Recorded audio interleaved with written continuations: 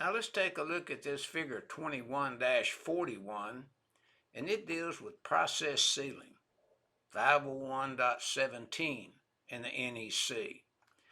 Now, looking at the illustration in the left there, it's analysis measurement instrument with an add-on seal.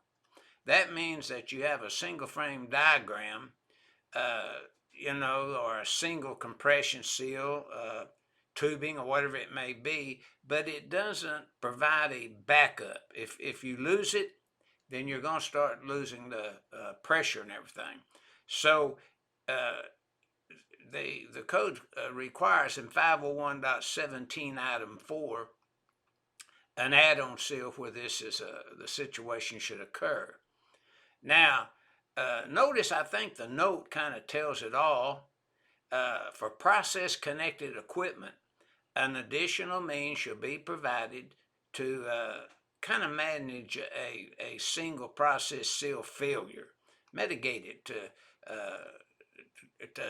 to catch it, not let it just escape.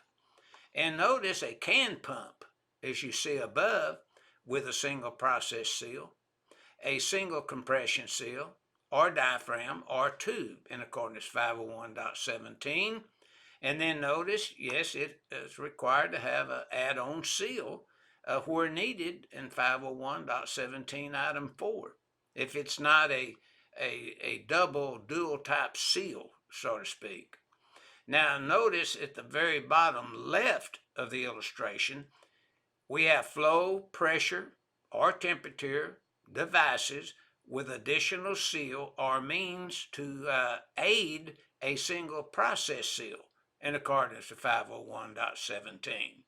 And it kind of shows the illustration. But the main thing I think, and I think you agree with me, is when you have process equipment, you're looking at pressure, and you have to have a way to control gases or vapors that might escape, or liquids or whatever.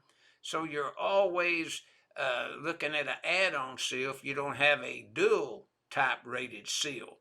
And now the illustration to the right, we add on a seal or means provided if necessary.